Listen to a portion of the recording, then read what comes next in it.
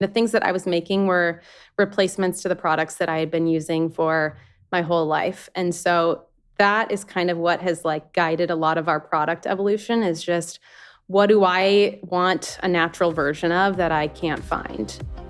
You're listening to Be Well by Kelly LeVeque. Bethany McDaniel is the founder of Primally Pure, a natural skincare company rooted in simplicity, purity, and the wisdom of nature. She lives in Southern California with her husband and 3 children. After years of struggling with acne and relying on harsh creams and prescriptions, Bethany was left with raw, irritated skin and few lasting results. Everything changed when she turned to simple, natural ingredients. The transformation sparked a passion. With just $250 in supplies, she launched Primally Pure to help others experience the healing power of clean skincare. Bethany McDaniel, this has been a long time coming for me. And immediately before the show started, we're like right into a deep, meaningful conversation about like motherhood, entrepreneurial life, like the trials. We could have hit record 15 minutes ago. The trials and tribulations of like just being an adult, buying a home, renovating a home, like providing a like safe space for your family. Like it can all just be like a lot and super overwhelming. But thank you for immediately like just being open and raw and honest with me. And thank you for being on the show, because I think you're someone I look up to as a mom and an entrepreneur. And what I was not surprised by, but a little bit surprised, is just how real you are. So thank you for being here and sharing your heart and your story. And I'm excited for everyone to get to know you. Oh, thank you so much for having me. I feel the exact same way about you. I don't know if it's because we have like a mutual friend, but I just feel this like connection with you. And I've also been following along with you for a long time. So it's really cool to be here. Thank you. Yeah, no, I'm excited. So for those people who don't know you, can you tell me a little bit about your entrepreneurial journey to building Primally Pure? Yeah. So I like to say I started Primally Pure almost by accident. I never intended for it to turn into what it is today. I started it really as a hobby. I was working at the Special Olympics after my husband and I got married. He was a high school teacher and basketball coach. And in the meantime, him and his dad and brothers had started a regenerative livestock farm called Primal Pastures in Southern California. And so we had actually, after we got married, we moved to Arizona and we had those jobs. And meanwhile, the farm was kind of like picking up momentum. And when the farm started, that's what really clued me into a whole world of wellness that I never knew about before. I was always interested in health and wellness, but just tried all kinds of random things to, I was always trying like just different ways of eating. And I had like acne for a long time growing up. I always knew there had to be something more to it, but went the conventional route, saw a dermatologist, took the antibiotics and the different pills and ointments that I was prescribed. And I always thought like, okay, there has to be like something I'm missing here with all of this. And when they started the farm, that opened my eyes to like real food. And I changed my diet and experienced how much better I felt and how much better that my skin looked and felt after changing my diet. And so that was a huge eye opener. And then from there, I was like, okay, what else can I be doing differently? Because I've been eating wrong my whole life. Like, what else am I missing here? And that's when I started looking at skincare products and personal care products. I realized that the deodorant that I had been using my whole life was filled with harmful toxins. That was like a big one for me, where I was like, whoa, like this is, on shelves at CVS and Target, like aren't people checking to make sure this is safe? And I was just really surprised to find out that there's such loose regulations for personal care and skincare products in the US. And it wasn't just deodorant, it was several other things. And so after I learned all of this, I was like throwing away all of my products and I started making my own replacements. I tried a natural deodorant that I had gotten from the store and just did not work. So I was like, okay, I have to figure this out. I was doing research on the internet, just figuring out like what natural ingredients work to prevent odor. And I just kind of became really obsessed with it and was making all of these products in my kitchen.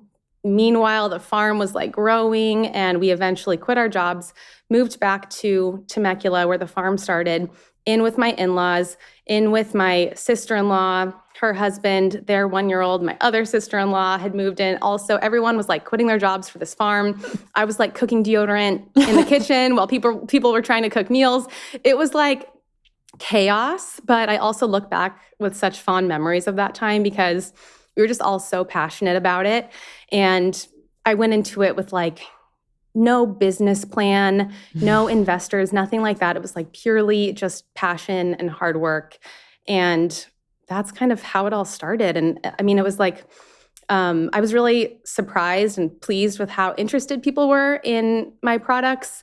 Like I said, I didn't intend for it to turn into a business, but I was just so fueled by the excitement from people who I was giving products to and then eventually selling products to that just kind of fueled me to take the next step and the next step and the next step. And here we are today. I have like 120 some employees and it turned into something I could have never imagined. So wild. I think I need to connect the dots for listeners if they don't know what Primally Pure is. It's a tallow-based skincare line. And that was another thing. Using it from the farm. Yes, I was rendering tallow from the farm. And that was something that when I learned about tallow, I was like, this is so cool. Like people have been using this ingredient for generations and generations before these like petroleum-based moisturizers and chemical-based moisturizers became popular. Like this is an ancestral ingredient that people have been using since the beginning of time. And it just resonated with me and clicked with me. It's very biocompatible with the skin's own sebum. Tallow actually means sebum in Latin. I was like, this is so cool, but I don't know if people will get it. Like that was when like vegan skincare products were so popular. I mean, they still are a little bit, but it's so funny to me. You're like, you're not going to eat it. What's the problem? I know. And I was like, I don't know if this is going to like resonate with people. So I considered not using tallow. And in the end, I was like, nope, I believe in this. This is cool. The people who get it will get it. And if people don't, that's okay.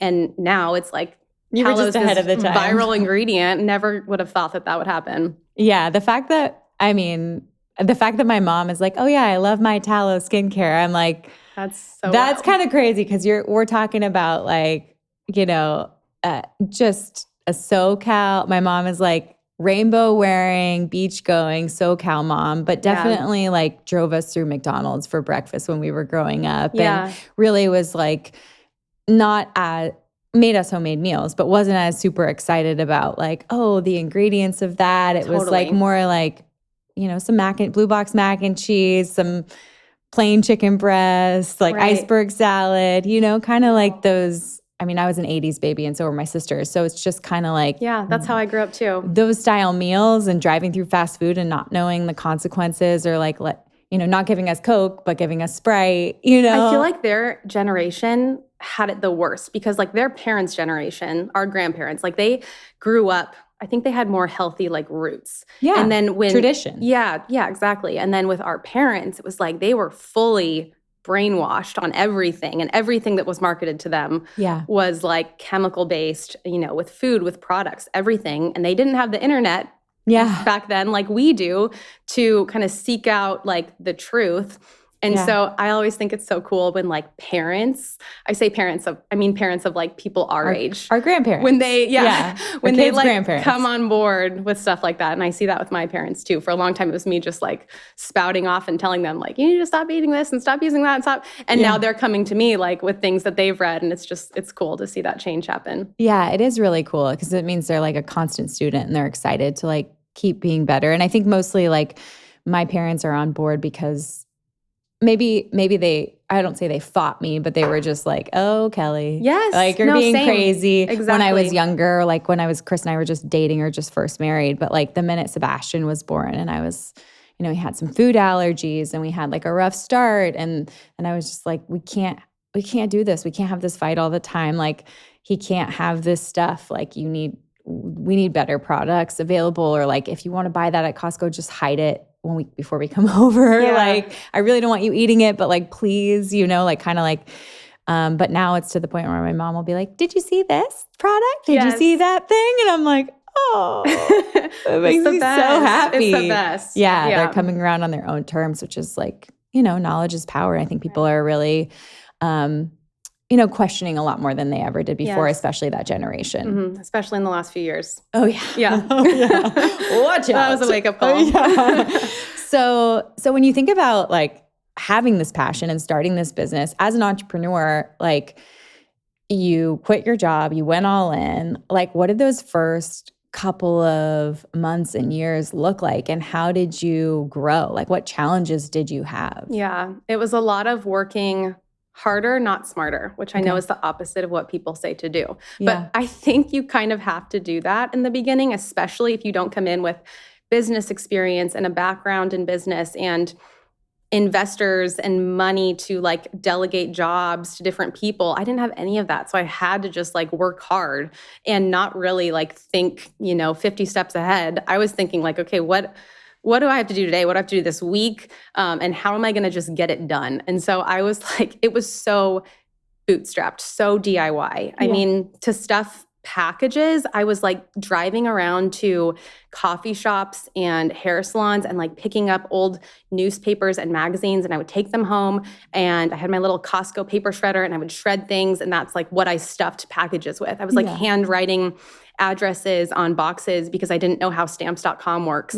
And just stuff like that. Like I think the hardest thing was just switching gears between so many different things. At this point, we were after a year of living at the first farmhouse with everybody, we acquired a second property to use for the farm. Mm-hmm. And there was like an old 1960s farmhouse that my husband and I moved into that was on that property. Mm-hmm. And every room of the house was like a different part of my business. So the kitchen, of course, I was like making the products in there. Yeah. And then we had one spare bedroom that I used to ship packages. I was like hand labeling products in the living room. So Primally Pure was just everywhere. And I was constantly having to switch gears between like customer service and marketing and then actually making the products and being the one to ship them. It was like, I think switching gears was like really tough in the beginning.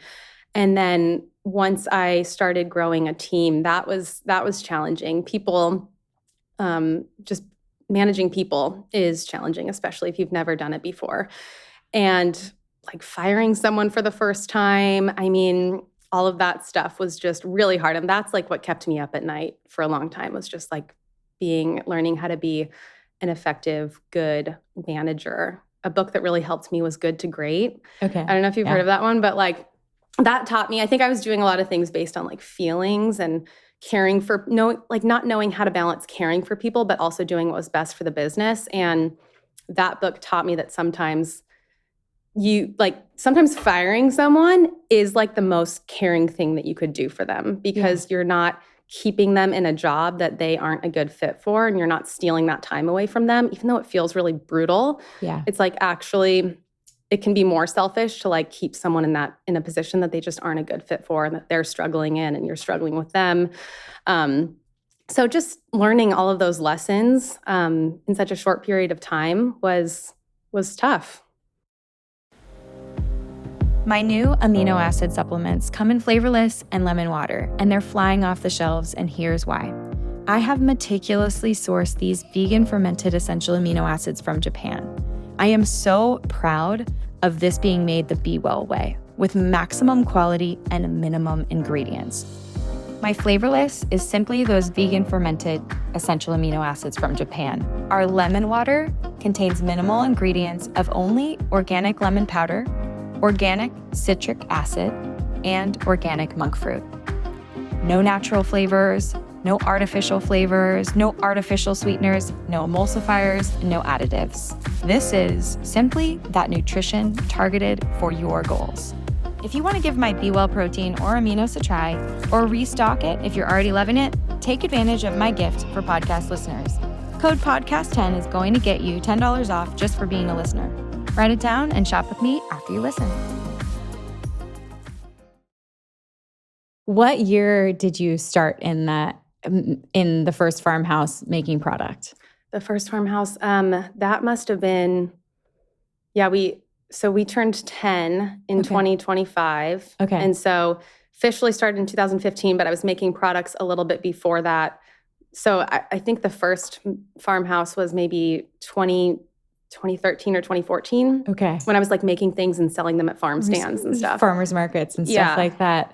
I love that you said that at the beginning it is about working harder, because I feel like a lot of times people have these grandiose ideas about a business and they want to have a deck and they want investors and they want to like put people in roles, and there's nothing wrong with that. Like, I'm going to just raise all this money, dilute my own shares in my own business, dilute my ability to stand behind like specific decisions. I think in my position and yours, like whether you're putting it on your skin or ingesting it, like being able to have 100% control over the ingredients going into those products is critically important. But that working hard, like I remember literally on my phone, pregnant with Tashin, like answering Shopify customer service emails, being like, this is where your tracking number is. Yeah. This is your shipping, answering DMs about it, like feeling like I was drinking from a fire hose on top of like seeing clients, starting the podcast and being like, what did I do? Why did I decide to do this? Like I didn't, and the hiring people, it's like, people don't talk about it. Like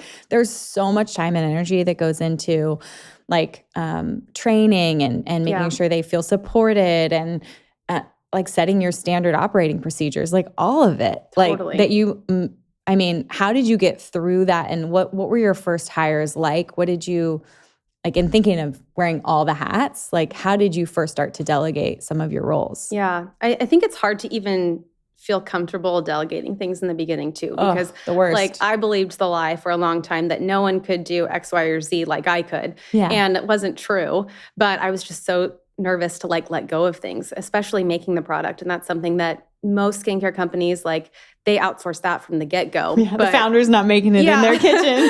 Yeah, but I was like, oh my gosh, no one knows these ingredients like I do. No one like, there's just so many little nuances to it that I was so scared to let go of. But that was a very time-consuming part of the business. And so I hired someone to help make products, ship products, customer service. Those were things that like were kind of the first things that, or labeling for sure. Cause I was, oh my gosh, I was going to FedEx. I would buy like double-sided paper. I would print, or not like sticky paper. Yeah. And I would print the labels on sheets of paper, and then I would like cut them with a paper cutter from Michael's by hand. It was absurd, all Kelly. Done. It was absurd.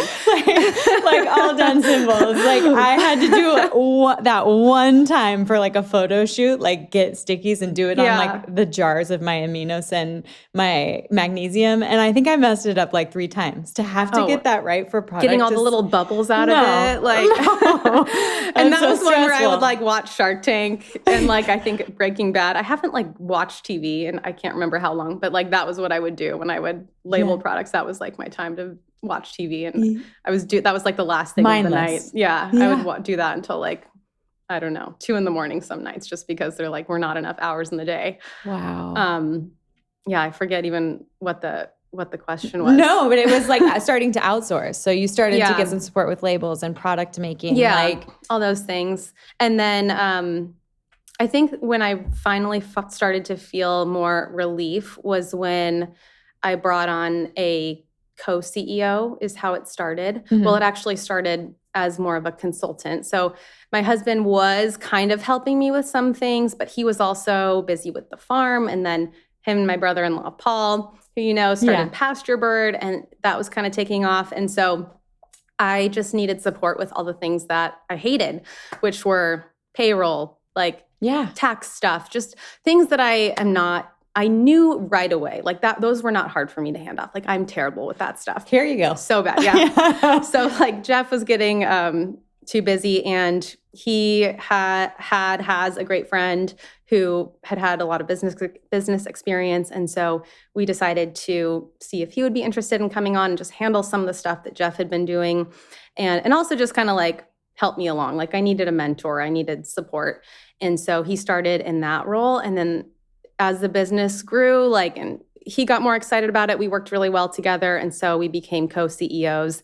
And then I think it was when I got pregnant with our second that I had the conversation with him, like, what do you think about taking over as CEO? And I would step into more of a founder role. Yeah. And that's been amazing. It's been incredible because now I get to like work with a lot of people on the team really closely. Mm-hmm. So I have that like camaraderie, but I'm not like giving them their performance reviews, which, is that it's just, it takes so much headspace when you're also trying to like be creative for the business. And my main things now are our content. So like that includes our podcast, our blog, kind of overseeing some of our social stuff, some of our newsletter stuff, and then also product creation. Yeah. And that's where I'm the most comfortable. And now I can like really focus on those things and pour into those things and do less of the things that I'm not like as naturally gifted at. And I think for a while I wanted to like be really good at everything. And I wasn't, I could get by at a lot of it, but it was just, I recognized like how much brain power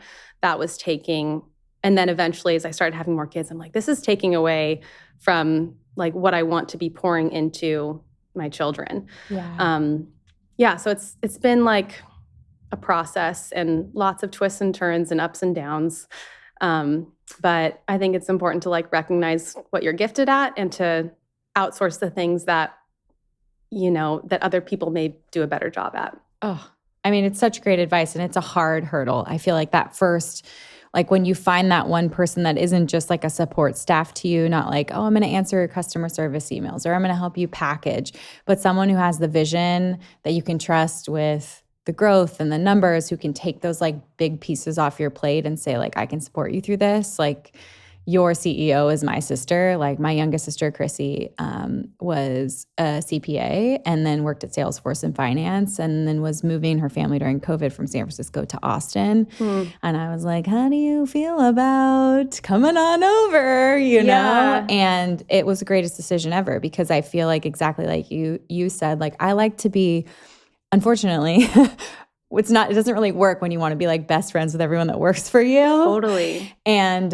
it's those performance reviews. It says like holding people accountable and asking them to like really meet those goals for you which is so important and so healthy. Yes. And she's so good at it. And like awesome. Runs operations and like make sure the forecasting is right. And she's purchasing product and sending it to Amazon and like purchasing raw materials and like all of the stuff that is like the nitty gritty. And I love numbers, but the nitty gritty numbers of that kind of stuff, she just handles. And we have great team members because of it. Totally. And that's the best. I can have great relationships with them and inspire them and get excited about like, what is the future for our business without having to be like, and you're not performing in this area.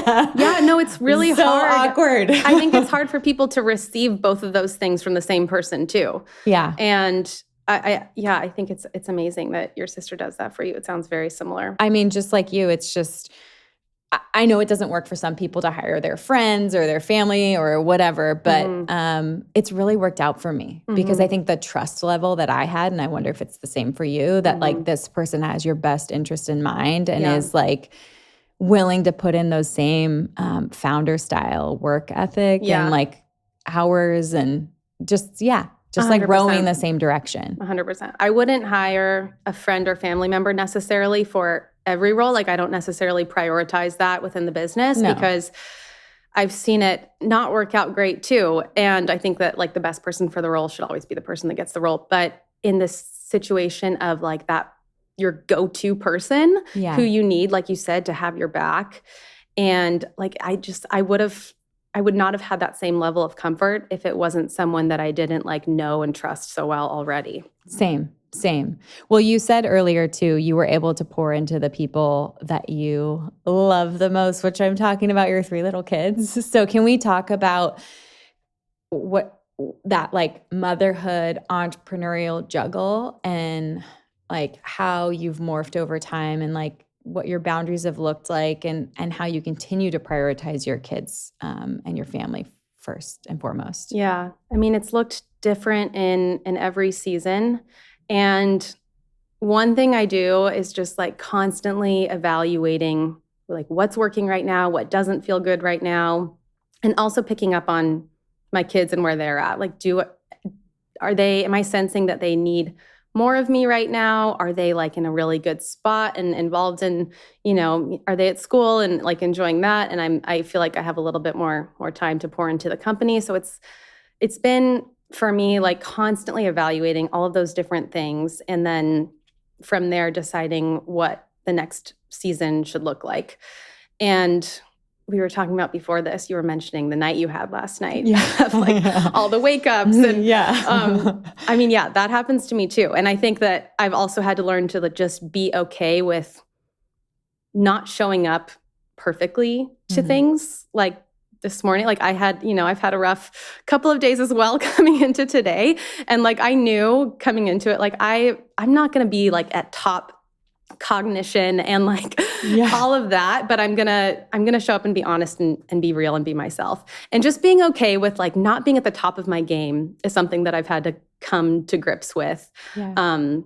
Because at the end of the day, like I would drop all of this in an instant if I needed to for my family. And so rather than like trying to prioritize both at equal levels, like I'm going to prioritize my family. And if things fall through the cracks with my business, things fall through the cracks with my business. If I'm not like at the top of my game every day and doing what I need to do at Primally Pure, and if things have to be pushed off or things have to wait, that's okay. Like it is what it is.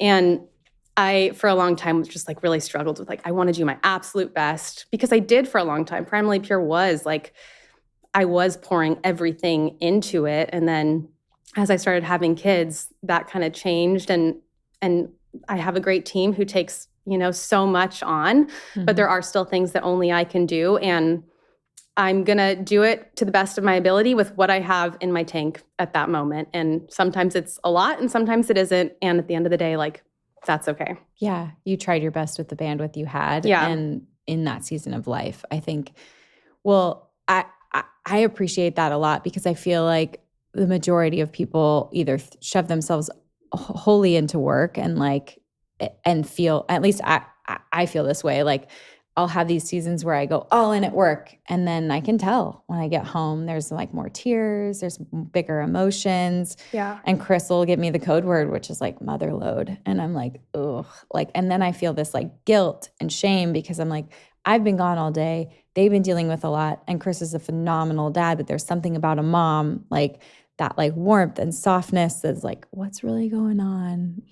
Like trying to dig a little deeper and it's that stability, So you're talking about like kind of checking in. Like I feel like that's what you have to do as an entrepreneur because it's so easy to get sucked right into your business and be so excited about like new products and new things. And I mean, like I just think about it right now. I'm like, new products, we're launching SEO, we're doing all these things. And I'm like, wait, I also decide, are we starting something new? Are we launching something? Are we pushing something off? And as much as it like can disappoint people to like push deadlines or change the like timeline, like nothing feels worse than having knowing that your child is feeling unsupported because you've been physically absent. Yeah. And like there's no amount of like success on the other side that's going to fill that void for me. And yeah, it's been hard. It's definitely a hard thing when you're raising a family and you're kind of pulling yourself out of the limelight or like pulling yourself out of the driver's seat more and more. But I don't think we'll ever regret it. Yeah,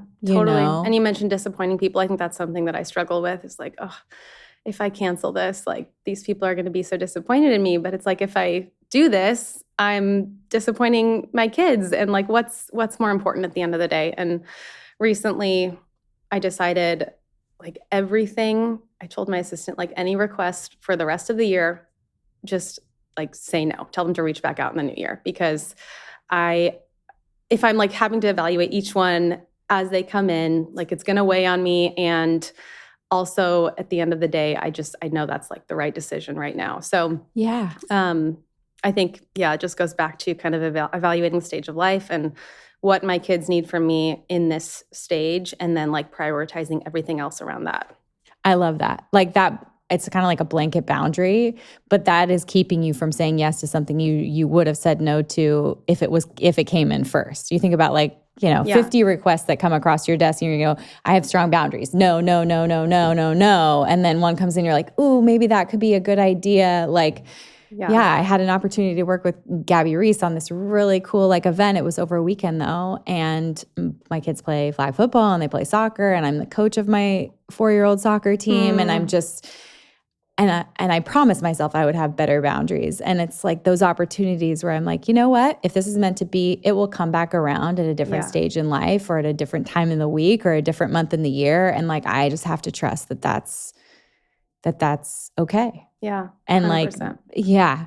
So how do you continue to have trust in the decisions that you make for your business, and what guides you?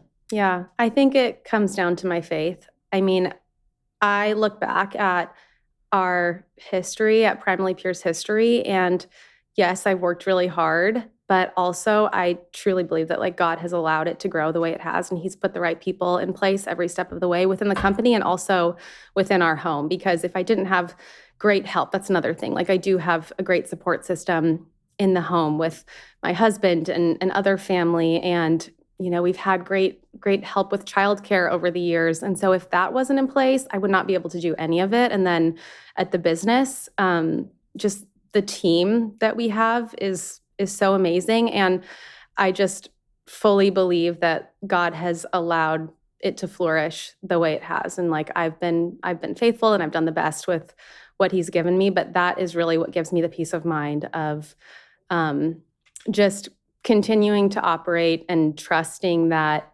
things are going to work out how they're supposed to work out.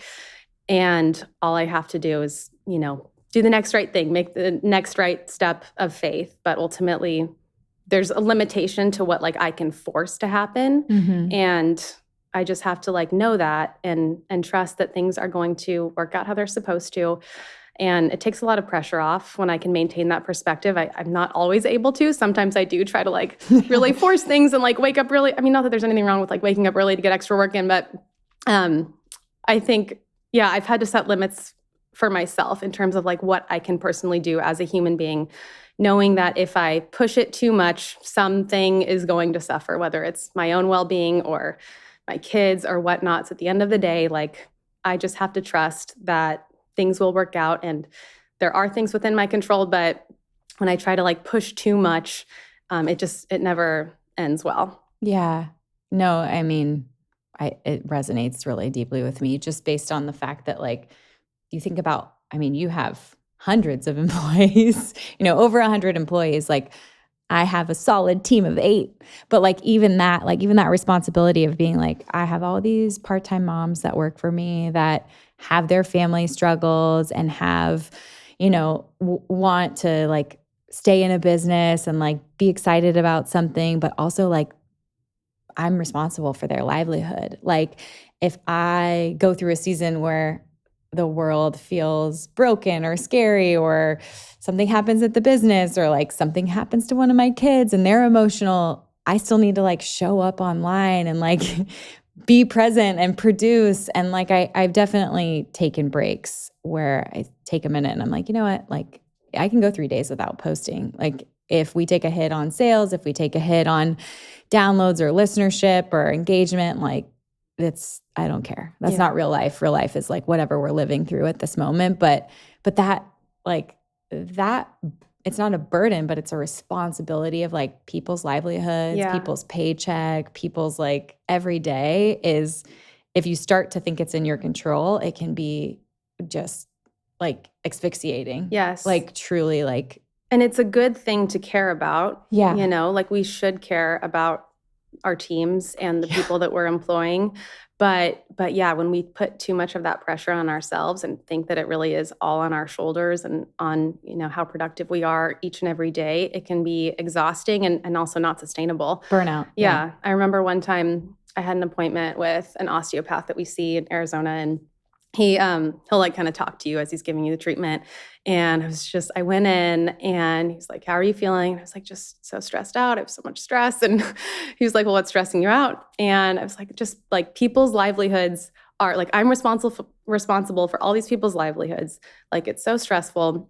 And he said something like, no, you're not. Like you can only do like what you are able to do. And God's in control. He's in control not only like of your life, but of their lives. And you have to trust in that or else it's going to drive you crazy. Yeah. And that always kind of stuck with me. Like I can't feel totally responsible for their lives and their success and happiness. I can only support them in the best way that I can each day. Mm-hmm. Mm-hmm. That's really good perspective. When you think about controlling the controllables, right? There's so much out of our control, and we have to trust God and have our faith, and like just continue to try to make the right choice every day.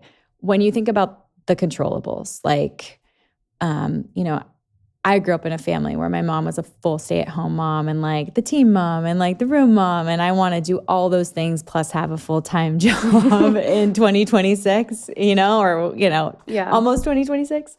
And sometimes I feel completely overwhelmed by that. And I used to try to do it all by myself and then be like a martyr about it. Yeah. And then I started to ask for help and get help and build a team. And like, I went, oh, it's fun again, Yeah. But what does your everyday look like in regards to the help that you bring in or the things that you do that you prioritize for your family and for yourself? Yeah. I mean, I really try to outsource things that I don't have to actually do myself. Okay. And like, it's a huge blessing to be able to do that. But like, I have help with, we have a housekeeper, we have help with laundry. Like, I have my assistant bake things for kids' birthday parties to meet me at the school with, and then I take it into the school and like, disperse the treat or whatever. Like, I just try to think about everything that I don't actually have to show up for, like in my business and in my home. Yeah.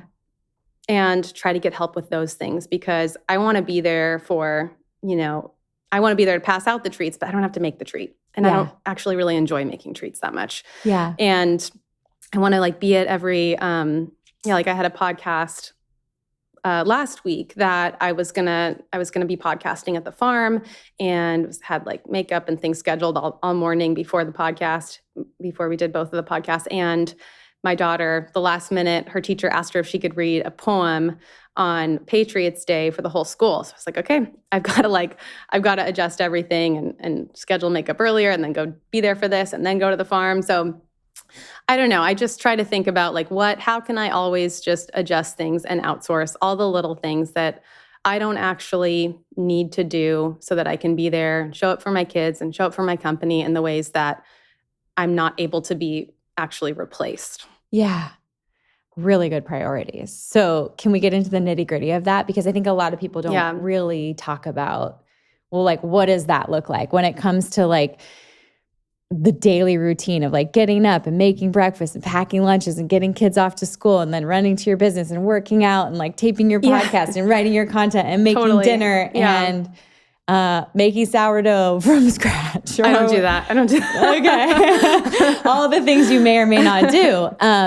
Can you tell me like kind of what the flow looks like? Because I think people idolize like, oh, like, like you do everything organically and it's like great and there's never chaos. Like what is like automated from like grocery delivery or like, I don't even know, Thrive Market boxes of things or whatever to what is kind of like in flow for you at this stage?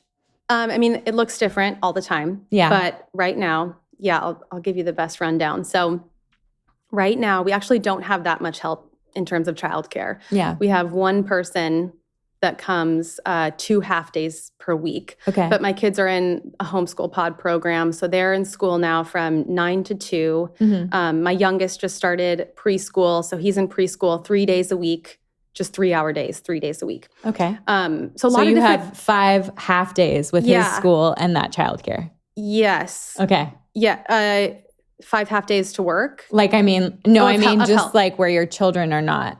Yeah. Yeah. Yeah. Where your children aren't like, hi, Mom. Right. I think about those hours very strategically. No, same. Yeah. And I think that having having a business and having it, you have to be strategic and scheduled or else like you'll never get anything done. Yeah. But right now in the mornings, okay, I used to have such a detailed morning routine. Like it was wake up at like 5 and, devotions and prayer and walk and sauna and cold plunge. And, I had such a dialed in routine. And now it's like, if I can just get outside for 20 minutes, that's like the main thing that I cling to every morning is just spending time outside, getting morning sunlight, setting my circadian rhythm up for the day and waking up those awake hormones so that by the time I'm ready to go to sleep, my body can fall asleep better. Yeah. So that's like the main thing that I will prioritize. And sometimes that's a walk outside. Sometimes my youngest wakes up at the same time I do. And so we just go outside and hang out in the backyard together. Yeah. If I wake up before anyone, I'll either walk or I'll like read the Bible outside. But it's definitely like not as intense as it used to be, my morning routine. And we don't have any help in the mornings. So it's just like my husband and I are the ones getting the kids dressed and lunches made and breakfast made. And it's just like a scramble. And we'll kind of divide and conquer with the drop-offs because they all have separate drop-off locations. Okay. So drop-offs and pickups are like a big thing to navigate in this season of life with 3 different ones now. But yeah, he helps with that. And then once the kids are dropped off, that's when I'll work. Or maybe I'll start the day with a walk if I didn't get to do that earlier. And then, so that's like the days that all of them are gone. And then I'll usually, I'll work until. Are you working from home or are you going into an office? I used to go to our office. We moved to a new headquarters recently. Okay. And so my office is still under construction there. Okay. And so I'll go to our guest house. I was telling you about our housing situation beforehand, but we're renting a house right now because we're remodeling. But in the house that we're remodeling, the guest house is still an office. It's my office. So that's typically where I'll go to work. And sometimes I'll go there and like walk there. Walking is the other thing that's like a non-negotiable. At some point during the day, I'm walking with my weighted vest. I was just going to say, do you have the weighted vest? I do. Yeah. I'm in that club. Yeah. Me but too. I just feel like I get more out of it. It's more effective and feels like more of a workout. Totally. Than a normal walk would. Yeah. So I love that. And then, I love to be able to pick up. I don't always on the days that we have childcare help. She like today, for example, my husband's out here in Irvine coaching basketball. I'm out here in Newport recording with you. So our babysitter is picking up the kids today and then she's done at 5. But yeah, I'm kind of just working during the day. And then Fridays, the kids don't have school. So Fridays is like totally off family day. Maybe I'm responding to some texts and emails if there's anything that like super important. But Friday is just kind of like with the family. Okay. But then going back to like once like 5 o'clock is once the kids are all home and I'm home, it's like getting dinner ready, hanging out. We live right now next to some family and some friends right next door. So the kids are a lot of times like outside playing together.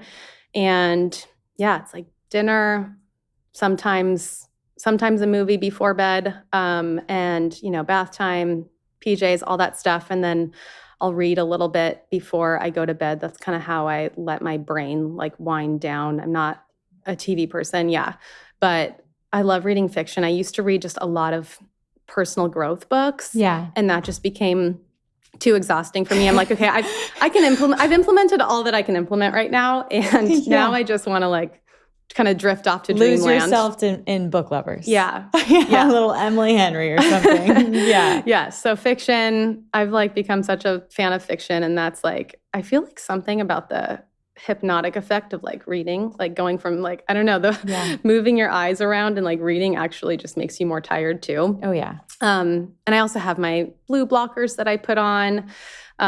Usually not right when the sun goes down, but shortly after. Mm-hmm. I love our magnesium sleep spray. I spray that on the bottom of my feet before bed. Okay. That's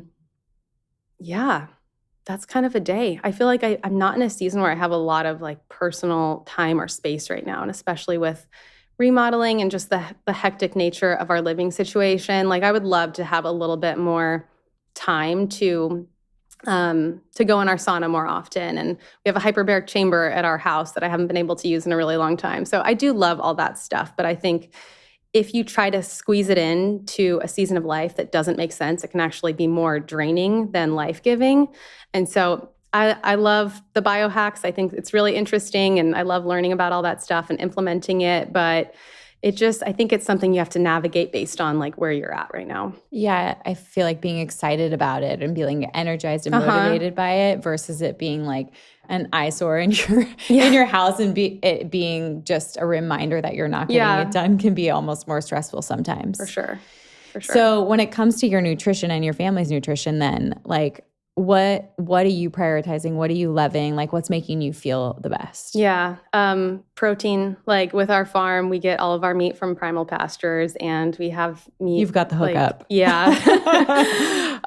We do that like almost every meal. I'm not very skilled in the kitchen. My husband is better than me. So if I'm cooking, it's like ground Italian chicken and like avocado and maybe like some sourdough bread for my kids, which I don't really eat. But sometimes smoothies in the morning. I mean, busy mornings is like Lovebird cereal with raw milk from our Amish co-op. But yeah, typically like we prioritize protein, animal-based protein at every meal, and then vegetables, fruit, stuff like that. Pretty simple. We keep it pretty simple. Like crock pot dinners a lot pretty too. primal. Yeah. Pretty primal. Like as a foundation, but like with. I used to eat more like paleo is how I started eating when I got involved in all of this. And that like totally changed my life. And I felt so much better eating paleo. And I've like since fine-tuned that even more. I don't eat as many nuts and seeds now. It's more like protein, some fermented vegetables, a little bit of fruit, a little bit of raw dairy. Yeah, it feels like that pendulum swing has happened where it's like the bringing down of like maybe the nuts and seeds a little bit and bringing up of the dairy a little bit less of just a little bit I think more like when you first start eating healthy, I don't know if you experience this, but I did, and a lot of people I know, is like you try to find replacements for the foods that you grew up eating or the treats specifically. It was something that I was always like so into, like paleo brownies, paleo cookies, just like paleo versions of every treat. Yeah. And I just haven't been doing that as much lately, and I felt so much better. Yeah. You know what was kind of crazy for me is like after each pregnancy, like Sebastian had dairy and egg allergy, and then like Tasha and we weren't really sure, like had little bouts of eczema in the beginning. And so I would just like in that probably like 14 days to like 2-3 weeks prior to birth, I would like cut out all dairy to get rid of the milk protein. And then I would just basically eat like really bland plain. Like I'd just be like a ground beef, blueberries, sauerkraut, like just, like for breakfast. Then I'd be like, that's like what I eat every morning. Yeah. It's just like that, eggs, like, it was a very simple, like not a lot of, and I swear I like never felt better. And it was just being like, I'm not sure if he's going to be allergic to nuts or eggs or dairy or whatever. Yeah. So you start so simple and then like build up. And I swear like the postpartums where I got serious about that was just like the mental clarity, like the physical body composition, the energy levels, like being able to like get through sleep deprivation. It was all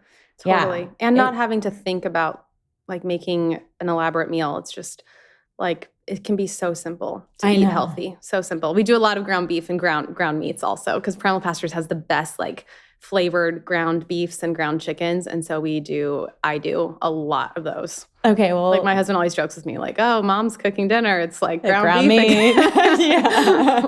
Okay, whatever. Well, it's easy and it's quick. And honestly, like, yeah, it's like that. You can do that in like 10 minutes or you can get takeout. And it's like. I know. And it's so much better for everybody. We're saving money. We're getting better nutrients. It's super simple. And then your palate is like primed for that too. Yeah. Or pot roast. Do you guys do pot roast? Oh, yeah. I mean, it's the best. It's like takes 5 minutes in the morning to throw in a roast and like chop up carrots and onion. And then at the end of the day, you have a meal. It's literally like my grandma and my mom. Like that kind of reminds me of my childhood. Like just at least like my grandma didn't used to put it in the plastic bag with the seasoning, but I remember when I was growing up, like that was the thing. Like, it was like a pot roast and it came with like a seasoning packet and you cooked it in a plastic bag. And now I'm like, oh my God, I can't believe they did that. I know. But it's all the microwaved like plastic meals. Oh. Totally. Okay. Well, let's talk a little bit more about Primally Pure. Because one, I had never really heard of tallow skincare until you guys came out. And then I was using your like, I think it's like an almond vanilla lotion. Yes. Almond vanilla body butter. I'm like, oh, that body butter is amazing. But talk to me about, obviously you came out with deodorant first, right? Yeah. And I've seen your rebrand. It looks, phenomenal, by the way. It like so elevated. And I think that was the thing. Like I used to buy skincare at Whole Foods and you're like, it looks super granola. Yeah. It's vegan. Yeah. Quote, air quotes, you know. Not tested on animals. Right. Or I was trying to use those deodorants and they were full of baking soda and I would get crazy rashes under my armpits and I'd be like, forget it. I smell and I'm itchy and burny, like not going to do it. But talk me through the evolution of your brand and like how the products evolved and what you've added. Cause I mean, your bath salts are amazing. Like there's like the shower, I don't know what you call them. Shower steamers. The shower steamers. Yeah. I'm like great. the little cubes I throw in the shower on the ground. Like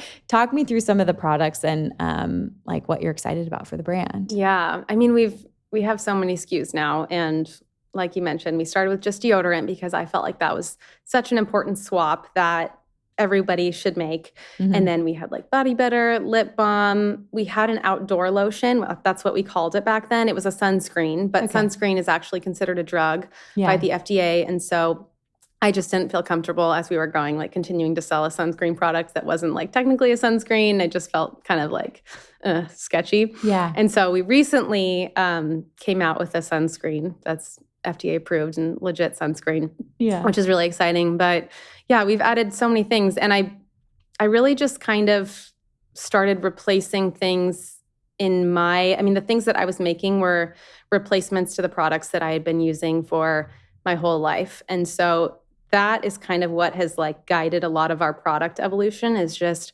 what do I want a natural version of that I can't find? And then more recently, now that we have so many things, it's kind of like we take in a lot of customer feedback and a lot of feedback from the team on just what's out there, what's next for the brand. And it's been so fun. Like creating products is so fun, as you know. Yeah. I mean, you do it too.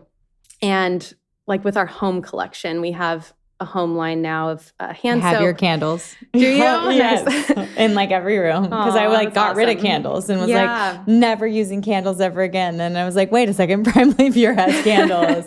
Exactly. Yeah. And I grew up I loved scented things growing up and now I stay far away from fragrance. But I know especially for certain times of the year, like the holidays, I grew up using Bath & Body Works, different like Bath & Body Works lotions and candles and all of that for Thanksgiving, Christmas. And I'm like, I want something that's still fun, but that's also not full of toxins. And so that inspired the home line.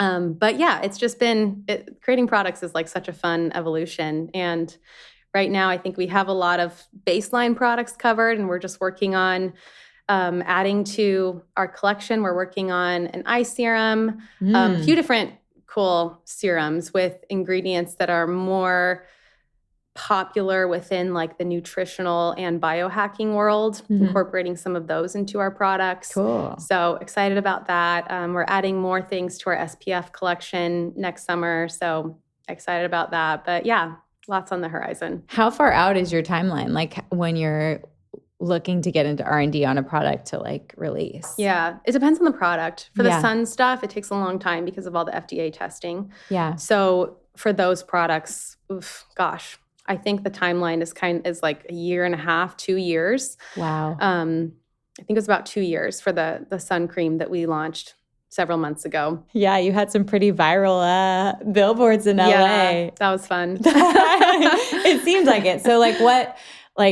what is your like sort of brand, like your brand messaging and like kind of going viral or being fringe? Like you have some guts. Like what was the impetus of that? Yeah, I think we wanted to establish our position within the skincare and beauty world. I think something that differentiates us a lot is our use of tallow, obviously. And so our first billboard campaign, which was in 2024, was beef fat on your face makes you hotter. And of course, that upset a lot of people, especially the vegans. Like PETA did several Instagram posts about us. And it's just fun. Like I love being controversial, not just for the sake of being controversial, but about things that I truly believe in. Yeah. So I care what people think. I'm not saying that I'm someone that just doesn't care about anyone or anyone's opinions. Sure. But if I feel strongly about something, like it's so fun to lean into that and like watch people get mad about it. Yeah. So I thought the beef tallow thing, I thought people were upset then. But then when we did our sunscreen ads, And they said, the sun isn't poison, but your sunscreen is. Yeah. And people flipped out over those, like way more than the beef tallow thing. I mean, I knew that we were poking something, but I didn't know like how badly people would freak out about it. But I was like, yeah, bring it on. Like, let's go. Get mad. I mean, you'll realize like in 5 years that we were on something. That you were right. When you make that quote unquote claim, like, can you talk to me about why your sunscreen is different and like what you guys are trying to do differently when it comes to sun protection? Yeah. So a lot of people thought that we were anti-sunscreen when saying that the sun isn't poison, but your sunscreen is. But obviously we're selling a sunscreen. So we're not anti-sunscreen, but we are anti-sunscreens that have carcinogenic and hormone disrupting ingredients. Yeah. And even the FDA now is recognizing every chemical filter as being carcinogenic or not carcinogenic, sorry, but the FDA is recognizing every chemical UV filter as being not safe anymore. Whereas previously they were all considered safe. And now they've come out with a statement saying, we're actually not sure if they're safe, but they're still in the market. So what we know is that these ingredients cause a chemical reaction in the skin. When the sun hits the skin, the skin undergoes a chemical reaction, and the byproducts of that chemical reaction are carcinogens. And so JAMA did a study recently that showed that after one application of chemical sunscreen, that there were levels in the bloodstream of those chemicals at 200 to 500 times what's considered the safe legal limit. And so there's sound information now that chemical-based sunscreens are not safe. And that's what we're sounding the alarm on. That, not to avoid using sunscreen and bake in the sun, but to reconsider what you're using for sun protection and use something that has zinc oxide, an ingredient that has stood the test of time, that offers a physical barrier, not just a chemical barrier. It's almost like wearing clothing. I'm not going to say it's better than clothing. Like protective clothing is the most sure way to not get a sunburn. But you're getting a physical barrier with zinc oxide that chemical sunscreens can't compete with. I feel like if anyone takes anything away from this, they're going to be so inspired by your entrepreneurial journey and what you juggle as a mom. But if they're going to clean anything out, like deodorant, lotion, sunscreen. Like, where are you covering your body and your kid's body in? Like, what are you slathering all over yourself? Because if you think about that chemical sunscreen creating, 200 to 500 times, like what should be the acceptable limit. And that's after one application. One application like that. I mean, we know that transdermal application of pharmaceuticals is a thing. Like it's going through your skin. It's permeable. And not to mention spray sunscreens. Oh, it's like, it's like someone smoking a cigarette around me when they start to spray at the beach. I'm like, I mean, these are benzene propellants that they're using, and benzene is a known carcinogen, and parents are just covering their kids in clouds of this stuff. These kids aren't like holding their breath while their mom is spraying them with this cloud of spray sunscreen. They're breathing and inhaling all of that in, inhaling carcinogens. Yeah, I know. And I don't care. Like, I know people get upset. They're like, I have to slather it on and my kids are all covered in white. And even my husband, Chris, is like, I look like a kook. And I'm like, I don't care. I don't want you to have cancer. Like, I just want you to just like, if you're going to surf for 4 hours a couple times a week, like there's a picture of Mark Zuckerberg and he's like completely covered in white. And it was like a meme that he sent me one time. And now he'll look at me and be like, am I zucking? And I'm like, you're zucking, baby. Like just like full white zinc face. I'm like, I can get you the pink or blue one, but no. I know, those were wild too from growing up. I remember those. I know. But it's just an important topic, especially when people don't understand, you have melanomas, you have like major skin cancer issues that can be like genetic and, but you just want to do your best. Well, I interviewed a skin cancer surgeon and he said in the interview that the most deadly forms of melanoma are not actually UV related. Like there's a UV signature on various cancers, on melanoma, on basal cell, on, all of these things. They can tell by looking at it under a microscope whether it has a UV signature or not. And the most deadly forms of melanoma don't have that UV signature. So the sun is just it's a misunderstood topic. There was a study too in Sweden where they followed 20,000 women who avoided the sun. And at the end of the study, they had the same cardiovascular mortality as pack-a-day smokers. And so what we can learn from that is that the sun actually gives us so much immune protection with the vitamin D that we get from it, and avoiding it completely is not the answer and is actually really detrimental for our health. Yeah. Well, I don't know if I've followed Jack Cruz since like 2013. Yeah, I do too. He's such a character. He is. But like the stuff he says, like 10 years later, it's becomes mainstream. Yeah. And it's just pretty amazing, some of the literature and just like mitochondrial function and how it's impacted by, red light and the sun and a circadian biology and all of that. So fascinating. I know. Oh my gosh. I feel like, I'm like, sometimes I'm like, I wish that you could like distill it down for people a little bit better, because then people would get on board. Totally. I know. I love the fringe people like that. I think that a lot of people are turned off by it, but I'm like, let's not throw the baby out with the bathwater. Like there's something there. What are they trying to say? Yeah. Totally. Yeah. But I do think we need to look at light as another nutrient, 100%. Almost like the food that we're consuming. Like what is our light intake? And I think that people need to think about that more. And I don't think it's like really hit home yet for most people, but I do think it will more and more in the next several years. I mean, we're definitely on the same page. I think about my kids and like how much time they're spending outside. And I'm like, okay, how can I get them back outside? How can I get them on the sports field? Yes. How can we not be on the AstroTurf field? Can we get them to practice on the grass field across the street? Like, how do we, like things I didn't think I would have to start thinking about, which is like, what is the air they're breathing? What is the water they're drinking? What is the light they're getting? Yeah. And you're like, that's not even talking about protein, fat, fiber, and greens, like that is like, the most important stuff. And most of the time they're just if they're in traditional school, like my kids we talked about it, they're like in a little Catholic school in our town, but I just like worry about UV lighting. And I'm like, can we get more of their classes outside? Can we get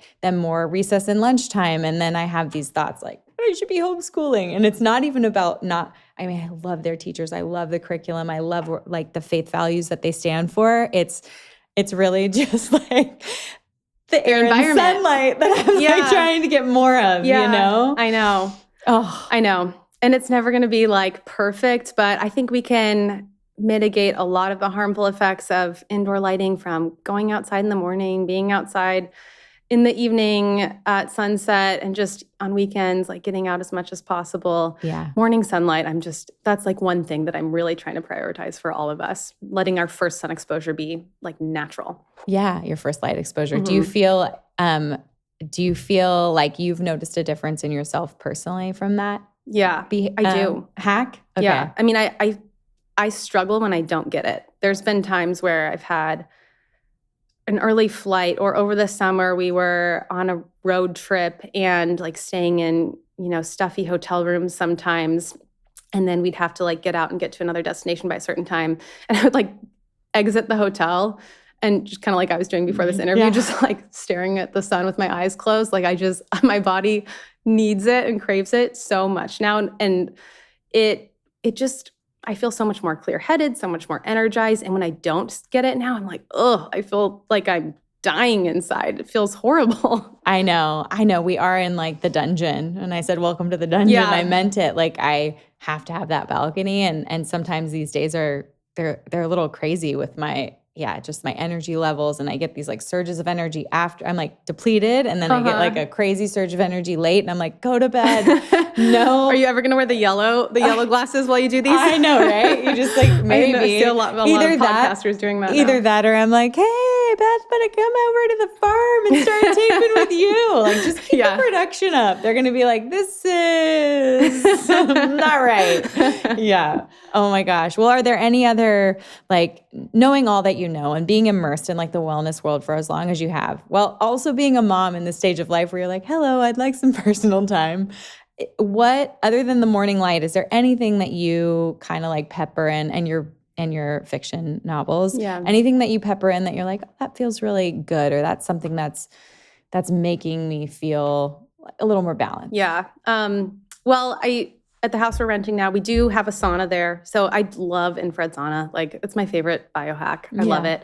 I don't get to do it every day. I don't get to do it every day, but I do try to get that in like whenever I can, because I notice such a difference with that. And yeah, I mean, there's so many studies on the benefits of sweating out toxins and how good that is for us. So I love the infrared sauna. Okay.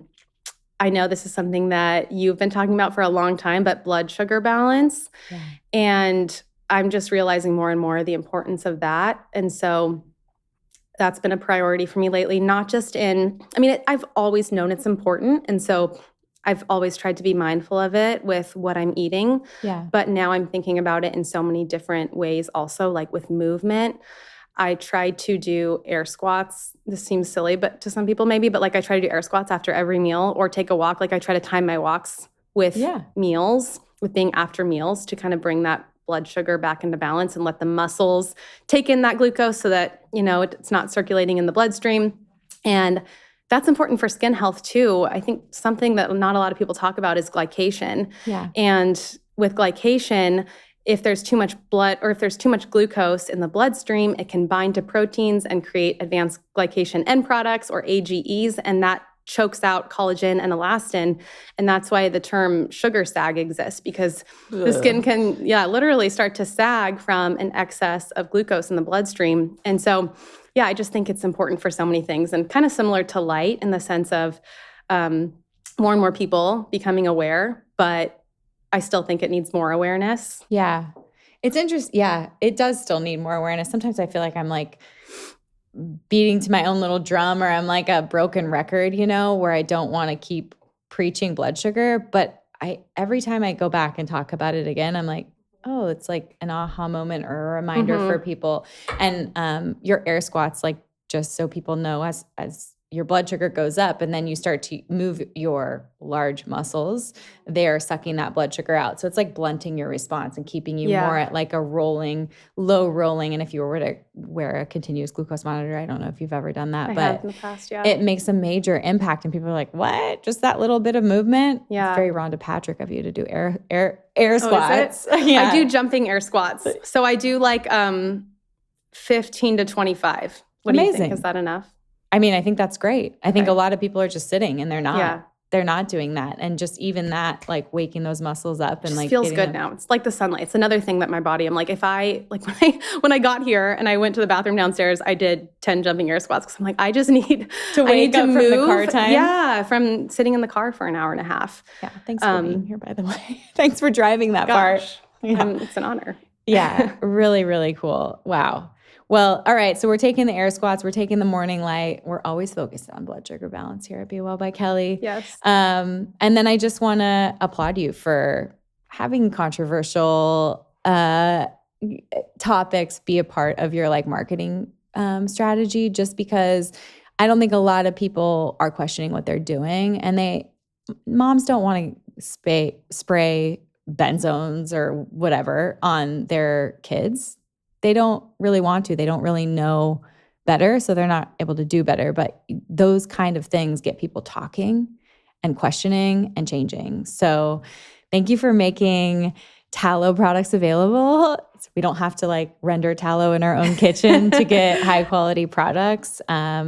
My favorites are the almond vanilla body butter. I love all of your bath salts. I love your candles. There's some type of like, it's like a green mask. Oh yeah, like the soothing mask. Yeah. Spirulina. The spirulina mask. I like that one too. Have you tried the coffee mask yet? No. Okay, I was supposed to bring it for you today. I have a bag at the house that I was going to bring, and I totally forgot. So I'll mail it to you. Yeah, no worries. We'll do a mail swap. Okay, perfect. I'll get you some creatine and magnesium. I took your creatine this morning in my coffee. Yes, me too. And I have some here if you need another dose before you go home. Okay, cool. Oh, well, this was awesome. It's been like a pleasure to watch you from afar, build your brand, and just be like an example of a mom doing it all and like sharing actually how you get it done. So thank you for doing that too. Where can people follow along with your journey? Where can they listen to your podcast? Where can they buy Primally Pure? All the things. Yeah. Well, I want to say thank you to you too, because I've been admiring you and your work from afar for a long time also. And I feel like you are not afraid to be bold either. And especially I've thought about this with you, like your work with celebrities and just how connected in the LA scene that you've been, and then being able to share truths. I'm sure at times hasn't been easy or always well received, but definitely respect you for that. So it's been amazing talking to you today. Thank you. Our website is primallypure.com, and our podcast is called Grounded Wellness on Apple, Spotify, YouTube. And then I have a small personal Instagram page, Bethany Joy McDaniel, or is it Bethany J McDaniel? I think it's Jay. Okay, I think you're right. Yeah. Bethany J McDaniel. So yeah, that's where you can find us. Well, thanks, Bethany. I Thank really you. appreciate it. And thank you for saying that. I just, it takes, some things have to like shift, and it takes a lot of, people like you that inspire me to be brave. So thank you for that. You. Thank you for tuning in to this episode of the Be Well by Kelly LeVeque podcast. If you enjoyed the show, please consider leaving a review in your favorite podcast app and subscribing on Apple Podcasts, Spotify, or YouTube. We're also excited to share that full-length video episodes are now on YouTube and Spotify, so you can watch along as you listen.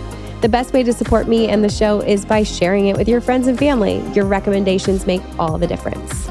This is a Wellness Loud production, produced by Drake Peterson. The video is recorded by Luke Rodriguez and edited by Jesse Trout. Sound mixing is by Mike Fry. See you next time. The content of this show is for educational and informational purposes only. It is not a substitute for individual medical or mental health advice and does not constitute a provider-patient relationship. As always, talk to your doctor or healthcare team first. Shout out to the Newport Beach Pendry for hosting us. I'm so grateful to record in such a beautiful space that truly elevates the podcast experience for myself and my guests. From the stunning design to their incredible hospitality, it's a perfect setting for meaningful conversations and creative energy. Hey, thanks, Pendry.